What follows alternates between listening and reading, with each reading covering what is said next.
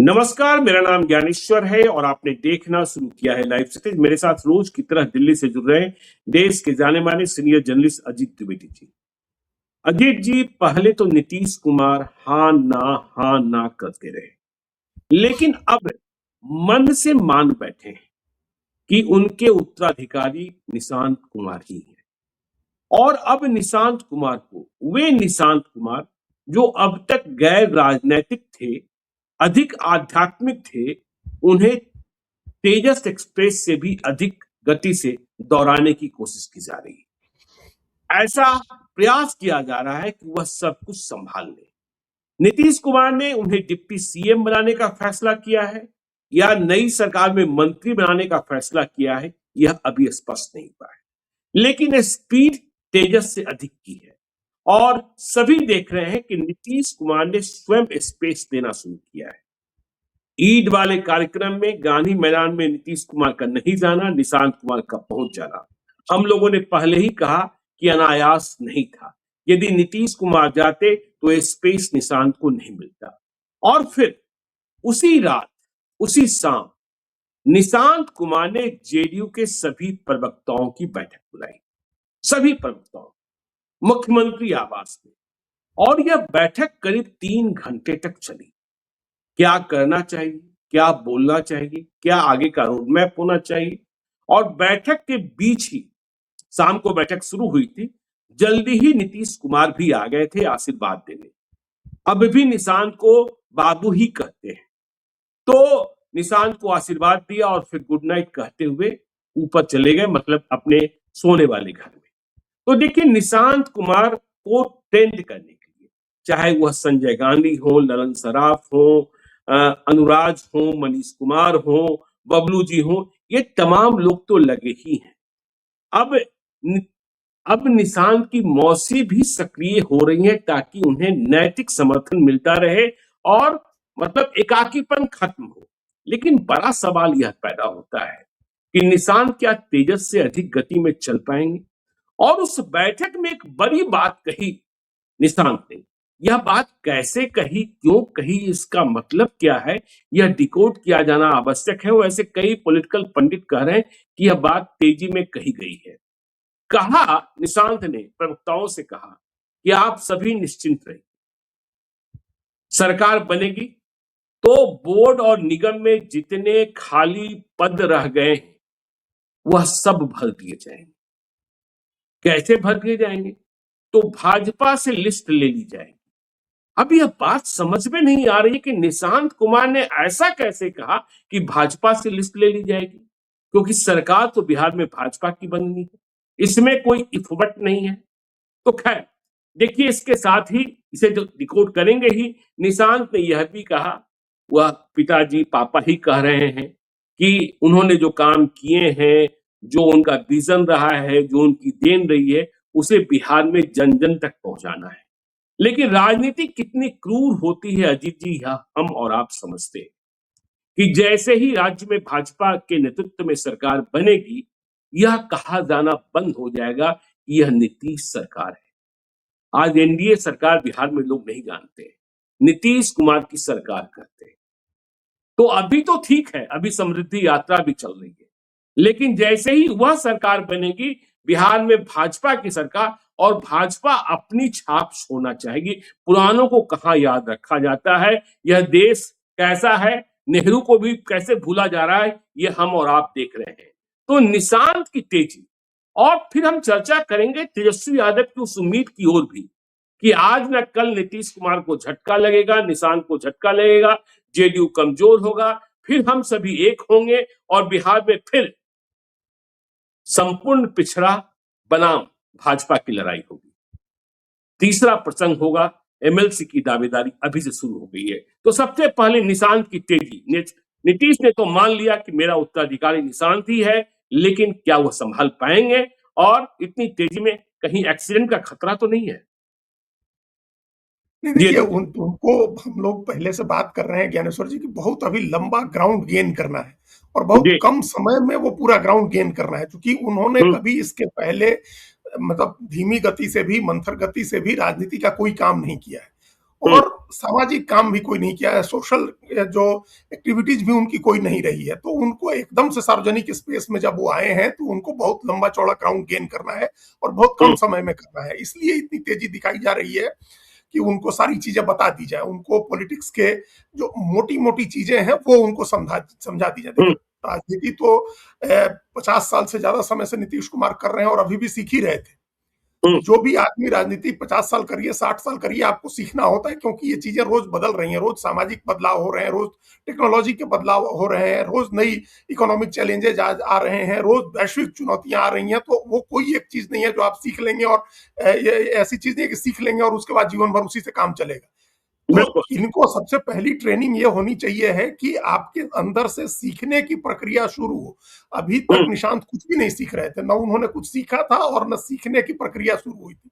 तो ये हम्म, सतत चलने वाली प्रक्रिया है, उनको इसमें ट्रेंड करना है, उनके ब्रेन को इसमें ट्रेंड करना है कि आपको तत्काल चीजें कैसे समझी जाए, तत्काल कोई बात हो तो उस पर कैसे रिएक्ट किया जाए, जो जिसको प्रति उत्पन्न मतित्व बोलते हैं, प्रेजेंस ऑफ माइंड जी, आपके अंदर कैसे आए, और इस राजनीतिक मुहावरे को आप कैसे समझें और बोलें, हम्म, पॉलिटिकल नुआंसेस को कैसे समझे, क्योंकि बहुत नुआंस्ड बोलना होता है पॉलिटिक्स में, आप अचानक कोई मोटी मोटी बात नहीं कर सकते।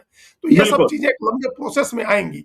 अभी जो मोटे तौर पर उनको सिखाया जा रहा है ज्ञानेश्वर जी, वो ये है कि जो हम लोगों ने सबसे पहले बार कहा था, पहले दिन कहा था कि हम्म, बॉडी लैंग्वेज कैसा हो, आपके चेहरे की भाव भंगिमा कैसी हो, देह भंगिमा कैसी हो, आपके कपड़े कैसे हो, आपकी बोलचाल कैसी हो, ये चीजें उनको सिखाई जा रही हैं। और ये जी, जनरली प्रवक्ता जो होते हैं वो इन सब चीजों में माहिर होते हैं, तो वो बताते हैं कि किस किस इशू पर क्या बोला जाता है, कैसे रिएक्शन करना है, कोई मोटी मोटी चीजें समझा दी जाती हैं। देखिए, अजीत जो जी हाल के यही दिनों आपको में रोक पिछले लेते हैं, अजीत जी यही आपको रोक लेते हैं। आप कह रहे हैं प्रारंभिक बातें सिखाई जा रही है, तो भाव भंगिमा, उनके जो कपड़े हैं, उनके जो स्लीपर्स हैं, क्या जो ट्रेनर हैं उन्होंने कहा है कि यही पहनना है?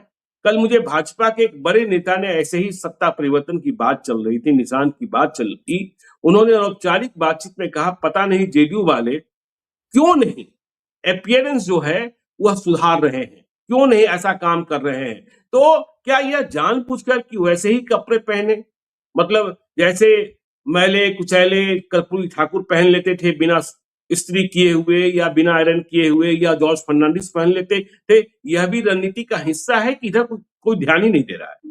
नहीं, नहीं, वो ध्यान देना होगा, इसके लिए तैयार जी, करना होगा निशांत को। ये कोई स्ट्रेटजी नहीं है। ये लोग जी, मतलब जेडीयू के लोग कोशिश कर रहे होंगे कि वो अच्छे क्रिस्प कपड़े पहने। देखिए, हम लोगों के यहाँ साधारण नेता भी जो होता है वो कलफ किए हुए कपड़े पहनता है। नीतीश कुमार भी बिल्कुल। पहनते थे साफ-सुथरे हुँ, कलफ किए हुए कपड़े, शरीर पर फिट आने वाले कपड़े।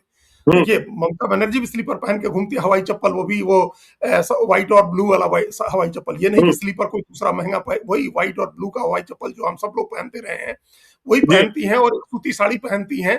लेकिन उस कपड़े में आपकी अपीयरेंस ऐसी दिखे कि आप नौजवानों को भी एक मैसेज दें, आप चुस्त-दुरुस्त दिखें, चाक-चौबंद दिखें, बिल्कुल, ये सबसे बड़ी बात है। बिल्कुल।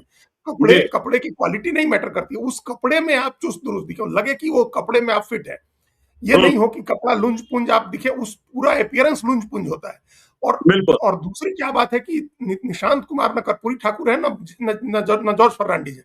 उन हुँ, दोनों के स्ट्रगल अपने थे, एक स्ट्रगल से आए थे, कोई बैकग्राउंड नहीं था।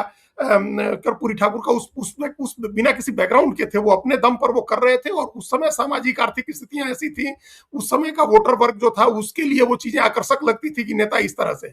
अब वो स्थिति नहीं है। एक तो जी, निशांत कुमार एक मुख्यमंत्री के बेटे हैं, ऐसा मुख्यमंत्री जो 20 साल रहा, उसके पहले कई बरस तक केंद्रीय मंत्री रहा। तो आपका मैला कुचैला कपड़ा, ढीला ढाला कपड़ा वो नहीं ठीक लगेगा, आपके लिए नहीं ठीक है। बिल्कुल। ये कोई हुँ, नया निकल रहा हो और उस तरह से पहने, अलग बात है।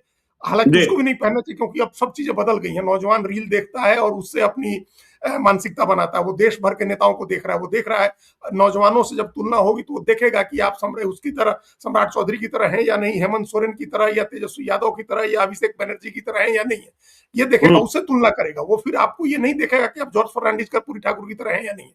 तो अगर कोई ये स्ट्रेटजी है जो हमको लगता है जी, नहीं है, अगर हुँ, है तो तुरंत बदलना चाहिए, तत्काल, पहले दिन से, पहले मिनट से। उनको बिल्कुल। उनका अपीयरेंस ठीक होना चाहिए है, कपड़े उनको फिट आने चाहिए हैं। और बोलने की जो है, या तो कम बोले, जो हमने पहले भी कहा था कि संजय गांधी हुँ, की तरह की बातें कम, काम ज्यादा वाली बात कर दें। कोई ऐसा नारा जी, बना दीजिए जिससे वो कहें कि चलिए आइए सब लोग काम करें। तो वो, या फिर कुछ चीजें उनको, जैसे अब क्या हाल के दिनों में नीतीश कुमार जो 10 लाइन बोलते थे, सबसे हम्म, पहले वो 10 लाइन याद कराने की जरूरत है, वो 10-20 लाइन याद करा देने की जरूरत है, समझा देने की जरूरत है जो बेसिक फैक्ट्स हैं कि जी। नीतीश कुमार ने क्या किया। एक तो पापा कहना बंद कर दें। नीतीश कुमार जी ने कहे वो कि मुख्यमंत्री नीतीश हम्म, कुमार जी ने जो 20 साल में काम किया, उसके पहले कुछ काम नहीं था, उसके पहले जंगल राज था, या जो कहना, जंगल राज नहीं भी कहना चाहिए क्योंकि आगे हो सकता है कि उनके साथ जाना हो। तो ऐसा तो नहीं है अजीत जी की देखिए अभी पापा और पिताजी इसलिए कर रहे हैं ताकि बिहार की जनता पहले एक बार ठीक से पहचान ले, गांव तक पहुंच जाए। नीतीश कुमार जी कहेंगे तो शायद जनता कंफ्यूज रहे कौन आदमी बोल रहा है, लेकिन पापा और पिताजी कहेंगे तो लोग आसानी से समझ जाएंगे कि नीतीश कुमार के बेटे निशांति हैं। और साफ सफाई की बात कही आपने अजीत जी, नीतीश कुमार भी इस मामले में इतने सजग और सतर्क है। बिल्कुल। जिनके नाखून बड़े होते थे नीतीश कुमार उनसे दूरी बना लेते थे, हाँ जिनके हाँ। कपड़े गंदे होते थे नीतीश कुमार दूरी बना लेते थे, जिनके स्लीपर्स गंदे होते थे उनसे नीतीश कुमार दूरी बना लेते थे। चुनाव के दिनों की बात छोड़ दीजिए। हाँ बिल्कुल, अगर ये इनको भी साफ सुथरा रहने में कोई दिक्कत नहीं है, साफ सुथरा जी। रहिए, अच्छे धुले हुए कपड़े पहनिए और कपड़े आपको फिट आए, और हम्म, आपका अपीयरेंस थोड़ा चुस्त दुरुस्त हो, तेज तरार व्यक्ति का हो, थोड़ा अपीयरेंस तेज हो। वो अपीयरेंस तो हमको तेजस्वी यादव की भी बड़ी सुस्त सी दिखती है, अपीयरेंस थोड़ा हम्म, आप ग्रेसफुल हो, बड़ा आपका अपीयरेंस एक अच्छा होना चाहिए, जो फर्स्ट इंप्रेशन उससे बनता है। और ये हम्म, जो आपने कही ना, ये अगर ये भी कोई स्ट्रेटजी है तो इस स्ट्रेटजी से भी निकलना चाहिए। फिर हम्म, अब पापा, बिहार, एक तो बिहार के लोग इतने होशियार हैं कि जान रहे हैं कि नीतीश कुमार का बेटा निशांत कुमार है, लालू यादव का बेटा तेजस्वी यादव है, लोग हम्म, जान रहे हैं, किसी को बताने की जरूरत नहीं है। दूसरे, अब मान लीजिए अगर इसी लॉजिक को हम लोग आगे बढ़ाएं, तो हम्म, पापा कहने पर भी तो लोग पूछेंगे कि कौन है पापा इनके। अगर लोग नहीं जानते हैं तो पूछेंगे ना कि पापा कौन इनके। बिल्कुल। तो वो तो बताना ही होगा, नीतीश कुमार का नाम तो लेना ही लेना है। जी। तो जैसे बाकी सारे नेता लेते हैं, देखिए तेजस्वी यादव को आप सुनिए ना, हर समय कहते हैं कि लालू जी ने ये किया, लालू जी ने वो किया, तो इसमें क्या दिक्कत है कि बिल्कुल। लालू जी ने किया। बिल्कुल। वैसे हम्म, कहिए कि नीतीश जी ने ये किया, नीतीश कुमार जी ने ये किया, बिहार का मुख्यमंत्री हम्म, रहते और हमको उनके काम को आगे बढ़ाना है। ये कुछ चीजें ऐसी हैं जो काम नीतीश कुमार ने किए। आप एक तो उनको याद करिए, महिलाओं को एम्पावर किया उन्होंने, जो नौकरियां दी उन्होंने, जो पिछड़े दलितों गरीबों को एम्पावर किया उन्होंने। ये सब चीजें कुछ ऐसी हैं जिनकी, जो एक जेडीयू का इतिहास उनको पढ़ लेना चाहिए। कई बार इससे बड़ी दिक्कत होती है, अगर जी। अगर आप जिस पार्टी में हो उस पार्टी की हिस्ट्री आपको नहीं पता है, कोई आदमी ये नहीं पता हो कि जेडीयू का कब गठन हुआ था, उसके पहले इस पार्टी का क्या नाम था, समता पार्टी कब शुरू हुई थी। ये कुछ चीजें ऐसी हैं, जेडीयू की हिस्ट्री, नीतीश कुमार की हिस्ट्री, उनके किए गए काम, ये सब चीजें मोटे तौर पर हमको लगता है कि उनको बिल्कुल। समझा देना चाहिए। बिल्कुल। बिल्कुल। इससे बिल्कुल। ज्यादा अभी कुछ बोलने की जरूरत नहीं है। और दूसरी हम्म, क्या बात है, जो डे टू डे की ब्रीफिंग के लिए एक टीम होनी चाहिए है उनके पास, जो डे टू डे हम्म, की ब्रीफिंग करे। आज सुबह उनको उनको तत्काल अपने पिताजी की तरह अखबार पढ़ने की आदत लगानी चाहिए है। जी। नीतीश कुमार जैसे दिल्ली से भी अखबार मंगाते थे, 8-10 अखबार पढ़ते थे, कटिंग आती थी उनके पास, वो उनको भी आदत तुरंत लगा देनी चाहिए है। उसमें मार्क किया जाए ये इंपॉर्टेंट खबरें हैं, उस पर क्या रिएक्शन होना चाहिए, ये सब चीजें ब्रीफ करने के लिए एक टीम हो उनके पास। हम्म, और कुछ चीजें उनको लिख के दी जाए कि भाई ये चीजें हैं, आपको आप आज के दिन में ये चीजें आपको बोलनी पड़ सकती हैं। सोशल और डिजिटल में क्या चल रहा है ये बताया जाना क्या चाहिए। चल रहा है ये भी बताना चाहिए कि सोशल मीडिया में क्या चल रहा है, और आपके सोशल मीडिया में क्या लिखा गया है, आज क्या पोस्ट हुआ है, हम्म, इस पर भी उनको बिल्कुल। नजर रखनी चाहिए। उनका सोशल मीडिया बनना चाहिए, ये सब चीजें अभी करनी चाहिए। और हम्म, यही सब चीजें शुरू हुई हैं अभी। और सबसे बड़ी बात है कि पॉलिटिकल ट्रेनिंग की बात है, जो हमको लगता है कि संजय झा और ललन सिंह को देनी चाहिए, एक पॉलिटिकल ट्रेनिंग की, आप तुरंत उन चीजों पर रिएक्ट कर सकें। जो हम्म, हालांकि वो गुण नहीं आ सकते हैं, जैसे जो गुण, जो विट और ह्यूमर और जो presence of mind Akhilesh Yadav में दिखता है, वो आज की तारीख में नए नेताओं में कहीं नहीं दिखता है। जी। वो नहीं आएगी, लेकिन बेसिक हम्म, चीजें आ जानी चाहिए। तो हम्म, ये सिखाया जा रहा है उनको, और ये सारी बातें उनके लिए तैयार की जा रही हैं। अब इसके पीछे इसका एक तो ये है कि उनको तैयार करना ही है, चूंकि वो पार्टी की कमान संभालेंगे। और कुछ भी हो, अगले 4 साल, 4.5 साल तक तो 85 एमएलए वाली पार्टी है ही ना जेडीयू। बिल्कुल। वो अभी कहीं नहीं जा रही, वो पार्टी तो है, तो उसका नेता तो बड़ा नेता होगा ही। तो वो हम्म, बनना है उनको, और ये बहुत बड़ा अरसा है, बहुत लंबा समय है उनको अपने को ठीक कर लेने के लिए। तो हम्म, ये होगा। लेकिन अभी जो चीजें इतनी तेजी दिखाई जा रही हैं, और नीतीश कुमार ने जो आपने कहा कि अपना स्पेस एक छोड़ा, गांधी मैदान में उनको भेजा, और उसके बाद दिखाया गया कि प्रवक्ताओं के साथ मीटिंग हुई, वो ललन सिंह के यहाँ गए, अरुण कुमार के यहाँ गए, ये तमाम चीजें जो हुई हैं, जी। इसका कहीं ना कहीं एक मकसद अभी उसको जोड़ के देखते हैं हम संजय झा के बयान से, कि हम्म, अभी कुछ तय नहीं हुआ है कि किसका मुख्यमंत्री बनेगा। तो वो हम्म, बयान भी एक दबाव की राजनीति का हिस्सा था।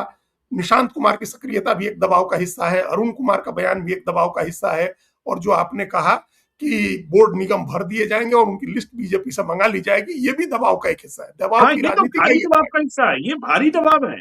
ये भारी दबाव है। बात हाँ, समझ में नहीं आ रही है। सरकार बीजेपी की बननी है, मुख्यमंत्री बीजेपी का बनना है और निशांत कुमार लिस्ट ले लेंगे और फिर तय करेंगे, यह कैसे संभव होगा?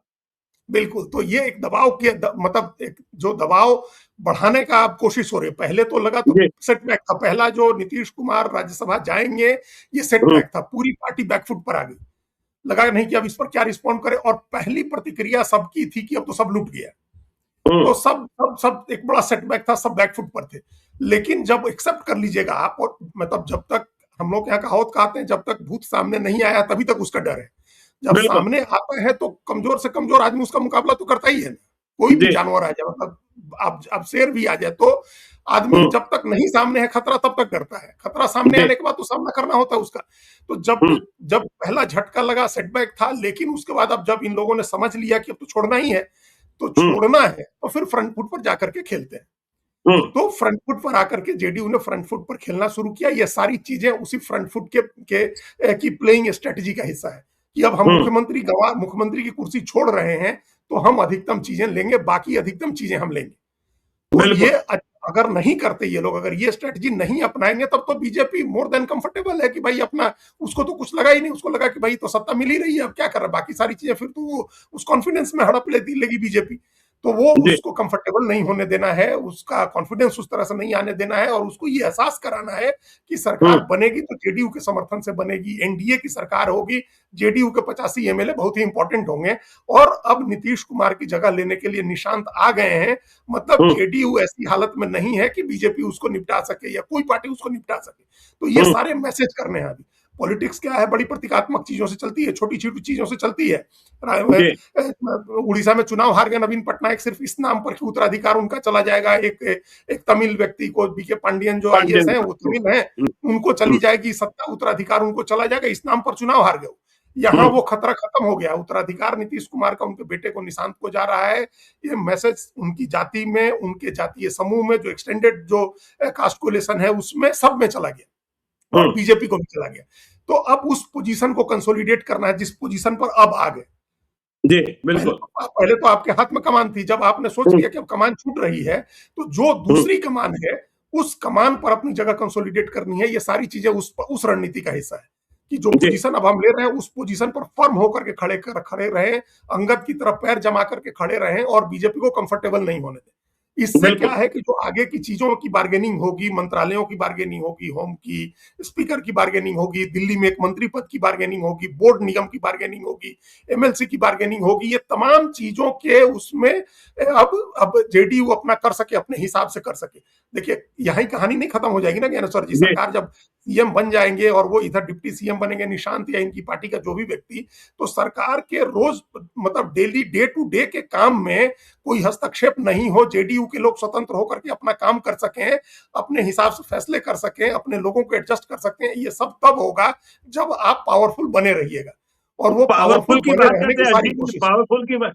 अजीत जी, पावरफुल की आप बात करते हैं। आपने नीतीश कुमार को ही देखा है कि जब वह मुख्यमंत्री रहे, आज भी हैं, चाहे सरकार महागठबंधन की हो, चाहे एनडीए की हो, जो बीजेपी के कोटे के मंत्री होते थे, एक दो को छोड़ दीजिए, लाइक नंदकिशोर यादव, मंगल पांडे, ऐसे लोगों को छोड़ दीजिए, तो उनके विभागों में, या फिर महागठबंधन की सरकार में तेजस्वी यादव, उनके विभागों में प्रधान सचिव और अपर मुख्य सचिव कैसा होता था। यदि उसी परंपरा को, उसी परिपाटी को बीजेपी ने जिंदा कर दिया, तो फिर जेडीयू के सामने संकट की स्थिति हो जाएगी। बिल्कुल हो जाएगी। तो इसलिए करेगी, अभी इसलिए पोजिशनिंग की जा रही है कि वैसी स्थिति नहीं हो, जी। ट्रू सेंस में गठबंधन की सरकार चले। क्योंकि देखिए, अब मुख्यमंत्री, अब नीतीश कुमार तो कोई नहीं हो सकता है ना, जैसे कोई लालू यादव कोई बिल्कुल। नहीं हो सकता। तो हम्म। उस तरह की राजनीति भी नहीं चलेगी। नीतीश, जी। अब उस तरह की राजनीति तब चलेगी जब सम्राट चौधरी मान लीजिए मुख्यमंत्री होते हैं, और ऐसा और बना लेते हैं कि वो अपने दम पर चुनाव जिता करके ले आए, फिर वो उस तरह की स्थिति बन सकती है, उस तरह की उनकी हम्म। पहचान, छवि, और उस तरह का कंट्रोल गवर्नमेंट पर हो सकता है। इस हम्म। गवर्नमेंट में कंट्रोल नहीं होने देना चाहती है जेडीयू। इसलिए जेडीयू की सारी कोशिश है कि उसकी ताकत दिखती रहे, उसकी स्ट्रेंथ दिखती रहे, और उसकी मंशा साफ होती रहे। देखिए, हमको बिल्कुल। तो, आप तो कह रहे हैं सुशील मोदी के मंत्रिमंडल में भी सचिव कौन जाएगा, ये नीतीश कुमार तय करते थे। अगर नीतीश कुमार ने जी। तय कर दिया कि सुशील मोदी इनको सचिव बनाएंगे इनके विभाग का, तो सुशील हम्म। मोदी उस पर आपत्ति नहीं करते थे। और हमको एक व्यक्ति ने किस्सा सुनाया कि इस बात को लेकर के जब नितिन गडकरी राष्ट्रीय अध्यक्ष थे तो इतने फ्रस्ट्रेटेड थे, बोले कि अरे हम लोग तो मुख्यमंत्री का मुंह पर फाइल फेंक देते थे, बिल्कुल। हम लोग मुख्यमंत्री का मुंह पर फाइल फेंक देते थे महाराष्ट्र में। तो सुशील मोदी ने कहा कि ये बिहार में नहीं हो सकता और नीतीश कुमार के सामने नहीं हो सकता, अरे कि नहीं, आप जाकर ऊंची आवाज में बात करना। मुझे तो सुशील मोदी का सुनाया हुआ किस्सा याद है अजीत जी। सुशील मोदी कहा करते थे कि आप जिन्हें कहिए मैं फोन कर सकता हूँ, जिस IAS IPS को कहिए मैं फोन कर सकता हूँ, लेकिन मैं नीतीश कुमार से मिलवा दूंगा। वे डिप्टी CM थे, नंबर 2 थे, रोज शाम को जाते थे, मिलवा दूंगा यह गारंटी नहीं दे सकता हूँ। हाँ। और दूसरी बात, वह सभी विभागों के प्रधान सचिव, अपर मुख्य सचिव को बैठक में बुला लेते थे, लेकिन तब भी सुशील मोदी ने स्वयं कहा था कि के पाठक एक ऐसे प्राणी हैं जो उनकी बैठक में इनके द्वारा बुलाने पर भी नहीं आते थे। तो नीतीश कुमार के तो ये अब वो उस तरह की व्यवस्था तो नहीं चलेगी ना। बीजेपी के अगर जो भी CM बनेंगे उनको ऐसी व्यवस्था बनाने के लिए पहले अपना ऑरा प्रूव करना होगा कि हम चुनाव जितवा सकते हैं, नीतीश कुमार वाला ऑरा बनाना होगा कि हम चुनाव जितवा सकते हैं। उसके बाद जो अभी जो सरकार 4.5 साल चलेगी, इस सरकार में JDU की आवाज बराबरी की रहे, वो बराबरी की आवाज बराबर से सुनी जाए, उसके ऊपर कोई दबाव नहीं हो, उसके मंत्रियों के ऊपर कोई दबाव नहीं हो और सरकार में बराबर की हिस्सेदारी रहे, ये सुनिश्चित करने के लिए ज्ञानेश्वर जी ये सारी पोजीशनिंग है, सारी पोजीशनिंग इस बात ठीक है, ठीक है, मैं आपकी बात से सहमत हूं कि सरकार में बराबरी की हिस्सेदारी रहे, यह सुनिश्चित करने का प्रयास है। आपने यह भी कहा कि 4.5 साल 85 विधायक JDU, लेकिन इसकी गारंटी है क्या? देखिए, दूसरी ओर चलते हैं, तेजस्वी यादव, मैं उन्हें अब सक्रिय नहीं कर रहा हूं, निष्क्रिय कर रहा हूं। मैं RJD के किसी नेता से बातचीत कर रहा था, उन्होंने कहा कि अभी क्या राजनीति करनी है। देखिए, नीतीश कुमार को तो झटका दे दिया बीजेपी ने, अब निशांत आ रहे हैं, निशांत को भी झटका मिलेगा, आज न कल मिलेगा। और जब निशांत भी झटका खाएंगे तो जो टिप्पणी हम लोगों ने पहले की थी कि तेजस्वी यादव को बड़ा भाई मानना होगा, फिर निशांत और तेजस्वी एक होंगे और फिर बिहार की नई राजनीति लिखी जाएगी और बीजेपी से लड़ा जाएगा। तो अब RJD के खेमे में निशांत के फेल होने की उम्मीद, ताकि विपक्ष फिर मजबूत हो और भाजपा से लड़ा जाए, वहां पहुंच गए हैं। देखिए, ये उनकी सदिच्छा है, अच्छी बात है। अपना विशफुल थिंकिंग इसको बोलते हैं, विशफुल थिंकिंग रखनी चाहिए RJD के लोगों को। लेकिन अभी हम फिर दोहरा रहे हैं, अभी इस बात की कोई संभावना नहीं है कि नीतीश कुमार टाइप की राजनीति JDU की तरफ से कोई अभी करेगा इस विधानसभा में। एक बार बीजेपी का मुख्यमंत्री बन जाने के बाद इस तरह के किसी खेल की संभावना से उनको ये अपना विशफुल थिंकिंग रखें, लेकिन वो सोच के अपनी स्ट्रेटजी नहीं बनानी चाहिए तेजस्वी यादव को या RJD के किसी नेता को कि कभी ऐसा हो सकता है। पहली बात। दूसरी बात क्या है कि बीजेपी अभी इस तरह का कोई जोखिम नहीं लेगी कि JDU को नाराज करें, क्योंकि JDU एक मतलब नीतीश कुमार की बनाई पार्टी है, लेकिन उसका अपना एक सामाजिक आधार भी है उस पार्टी का, और उस पार्टी के जो नेता है उनका भी एक सामाजिक आधार है, और उस सामाजिक आधार के बगैर भारतीय जनता पार्टी चुनाव नहीं जीत सकती है आगे का, ये हम अभी भी कह रहे हैं। और उसका कारण यह है कि Bharatiya Janata party traditionally BJP में मजबूत नहीं रही है, बिहार में मजबूत नहीं रही है। बिहार में समाजवादी राजनीति की एक धारा रही है, और यहाँ समाजवादी राजनीति हम पहले भी कहते रहे हैं ज्ञानेश्वर जी, आजादी के पहले से समाजवादी लोगों ने, जातियों ने कांग्रेस को चुनौती दी थी। जब त्रिवेणी संघ की हम लोग बात करते हैं, वो तो त्रिवेणी संघ ने तो 1931 की पहली जाति जनगणना के बाद जो है, मतलब आखिरी जो जनगणना हुई थी जाति वाली, उसमें उसके बाद चैलेंज किया था कोयरी, कुर्मी और यादव मिल करके, और कांग्रेस को चैलेंज किया था, कांग्रेस को हरा भी दिया था। शाहबाद के इलाके में, जो आज शाहबाद का इलाका है, उस इलाके में हरा भी दिया था कांग्रेस पार्टी को आजादी के पहले। तो बिहार की इस राजनीति को, एक पॉलिटिकल जो हिस्ट्री को नहीं समझता है, राजनीतिक इतिहास को जो नहीं समझता है, वो राजनीति के उसमें खो जाता है, नहीं उसको इतिहास में जगह मिलती है। तो ये भारतीय जनता पार्टी इस बात को समझ रही है कि जो जितना कॉम्प्लेक्स जातीय समीकरण है, जिस जातीय समीकरण को JDU रिप्रेजेंट करती है, नीतीश कुमार का परिवार या उनकी पार्टी के दूसरे लोग रिप्रेजेंट करते हैं, वो जगह नहीं हासिल कर सकती है भारतीय जनता पार्टी।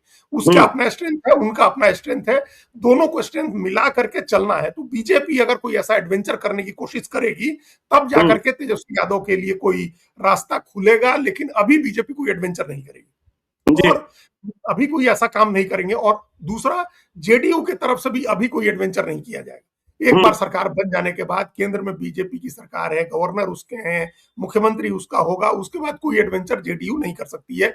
ये हम लोगों ने अभी राज्यसभा के चुनाव में देख लिया है। तो वो कोई एडवेंचर नहीं होगा, ये विशफुल थिंकिंग है।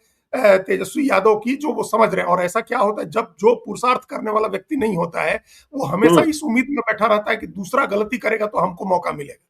आप अपने बिल्कुल। लिए मौका नहीं बना रहे हैं, आप अपने लिए अवसर नहीं बना रहे हैं। नीतीश कुमार का जाना, मुख्यमंत्री पद से हटना, इससे बड़ा अवसर तेजस्वी यादव को नहीं मिलेगा। ये सबसे बड़ा बिल्कुल। अवसर है, ये सबसे बड़ा मौका है। हम लोग भी लगातार कहते रहे हैं कि जब ये शिफ्ट होगा, नीतीश कुमार जब हटेंगे, तो मंडल की राजनीति का चेहरा तेजस्वी यादव हो सकते हैं। और उनको ये मौका नीतीश कुमार नहीं दिया था उप मुख्यमंत्री बना करके अपने साथ।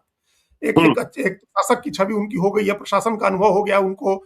उनके ऊपर जो उनकी फाइल्स की जांच कराई गई थी, निजी तौर पर करप्शन का कोई आरोप उनके ऊपर नहीं प्रमाणित हुआ है। पुराने केसेस छोड़ दी, जो उनके पिताजी वाले केसेस छोड़ दीजिए। तो वो यंग हैं, उनके पास मौका है, 38% वोट है महागठबंधन का। और अब उनको थोड़े से वोट, 5-6% वोट, जो मंडल की पॉलिटिक्स का ही वोट अपने साथ जोड़ना है। उनको मेहनत करना चाहिए उतर के सड़क पर, अलायंस को मजबूत करना चाहिए है कांग्रेस के साथ और दूसरी पार्टियों के साथ। तो वो कुछ नहीं कर रहे। उनको अति पिछड़ा राजनीतिक, अति पिछड़ा का एक इतना बड़ा चेहरा आईपी गुप्ता के रूप में मिला है। आईपी गुप्ता को कल्टीवेट करिए, आप साथ में लीजिए उनको, कांग्रेस को साथ, कांग्रेस के प्रति दलित और मुसलमानों का एक सद्भाव बना है, यादव मुस्लिम का सद्भाव आरजेडी के पास है। आइडियल सिचुएशन है तेजस्वी यादव के लिए बिहार में राजनीति करने का। लेकिन अगर वो इस उम्मीद में बैठे रहेंगे कि जेडीयू और बीजेपी में झगड़ा होगा और फिर निशांत हमारे साथ आ जाएंगे, तो ये फिर ऐसा, ये जो अभी हम वहीं के नेता लोग कहते हैं, हमने किसी के मुंह से सुना है कि राजनीति हेतु हेतु मध्यभूत में नहीं होती है। आपको ऐसा हो जाएगा तो वैसा हो जाएगा। जो हम लोग सुनते थे कि नवजोत सिंह सिद्धू की कमेंट्री में कहते थे कि हमारी चाची को मूछें होती तो हम उनको चाचा कहते। तो अब इसका इंतजार थोड़ी करेंगे कि चाची की मूछें निकल आए तो उनको हम चाचा कहने लगे। चाचा, आपको अपनी राजनीति करनी होगी। ये मत उस उम्मीद में रहिए कि निशांत को बीजेपी झटका देगी तब वो आएंगे तो हम मजबूत हो जाएंगे, ऐसा नहीं होता। चलिए, तो निशांत आएंगे, निशांत फेल होंगे, फिर हम मजबूत होंगे, या नहीं चलने वाला। अब देखिए, राज्यसभा का चुनाव खत्म हुआ, नीतीश कुमार इस्तीफा देंगे, बिहार में नई सरकार बनेगी और बीजेपी जेडीयू की सरकार होगी। अभी जेडीयू बीजेपी की सरकार है, ठीक है, दबाव की राजनीति चल रही है, लेकिन आगे आने वाले महीनों में 9 रिक्तियां हैं एमएलसी की।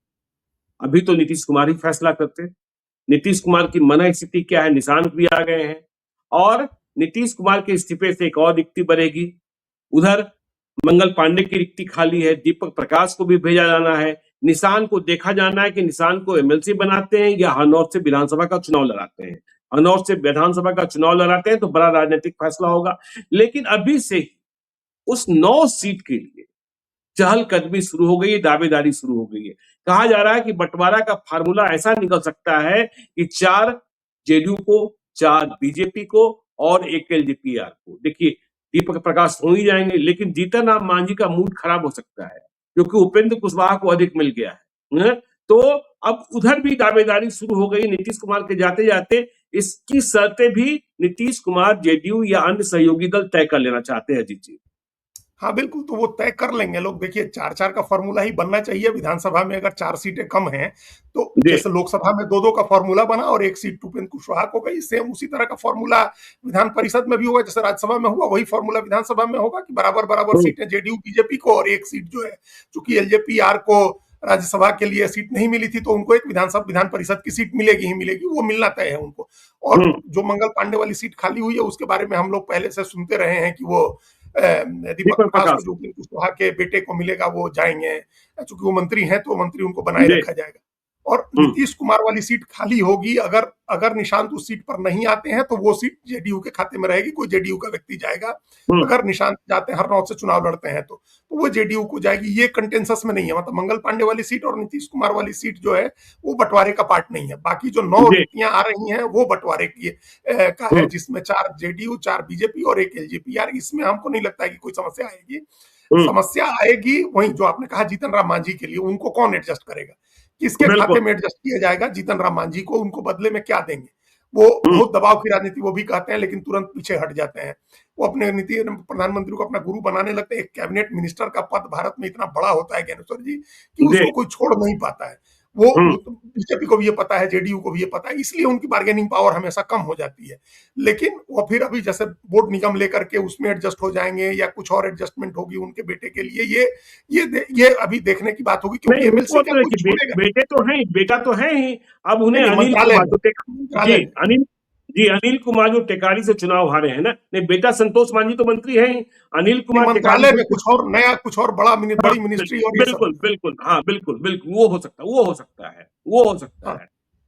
जी, अनिल कुमार के लिए आप क्या बता रहे हैं? अनिल कुमार हाँ, का हम नाम कह रहे उनको हैं चाहते अनिल हैं? कुमार को, हाँ, अनिल कुमार को वो बिहार विधान परिषद का सदस्य बनाना चाहते हैं। टेकारी से चुनाव हारे अनिल कुमार, प्रदेश अध्यक्ष हैं।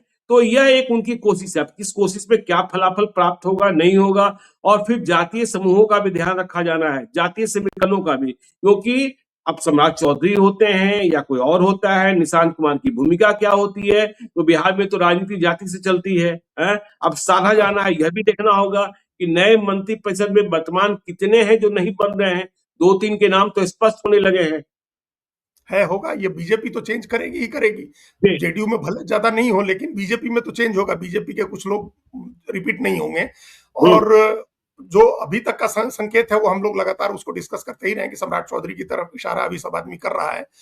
जी, राज्यसभा के चुनाव में मतलब एमएलसी वाले चुनाव की प्रतिस्पर्धा ज्यादा तेज हो जाएगी। कई चेहरे, हम लोग बाद में उनके नामों पर भी चर्चा करेंगे, हुँ, इसलिए हुँ, आएंगे क्योंकि राज्यसभा में अचानक पहले लग रहा था कि नितिन नवीन भी नहीं जाएंगे और बिल्कुल, नीतीश कुमार भी नहीं जाएंगे। तो दो वैकेंसी थी, दो लोग जो एमएलसी के दावेदार होंगे वो राज्यसभा के दावेदार थे। तो हुँ, वहां चूंकि दो नाम ऐसे आ गए नितिन नवीन के और नीतीश कुमार के, उनकी दावेदारी कम हो गई, उनकी दावेदारी हुँ, रह गई, तो वो एमएलसी में अब जोर लगाएंगे। तो इसलिए इधर कुछ बड़े चेहरों की भी, बड़े नेताओं के भी की भी भागदौड़ बढ़ेगी एमएलसी के लिए, जो राज्यसभा में चूक गए थे। तो इसलिए ये वो जब सीटें तय हो जाएंगी, नंबर तय हो जाएंगे, तब उसके बाद फिर नामों पर हम लोग चर्चा करेंगे। चलिए तब नामों पर विचार करेंगे। चलते-चलते अपने दर्शकों को बता दें कि देखिए हमने बातचीत की है और हमारे सूत्र कहते हैं कि 27-28 तारीख को, मतलब 27-28 मार्च को मुख्यमंत्री नीतीश कुमार मुख्यमंत्री की कुर्सी नहीं छोड़ रहे हैं, यह अप्रैल महीने में ही होगा। तो आप देखते रहिए लाइव सीरीज को। यदि अब तक आपने हमारे यूट्यूब चैनल लाइव सीरीज को सब्सक्राइब नहीं किया है तो जरूर कर लीजिएगा, और यदि इस वीडियो को आप फेसबुक पेज के माध्यम से पेज को लाइक कीजिएगा, हैंडल एक्स पर भी हमें फॉलो कीजिए। धन्यवाद।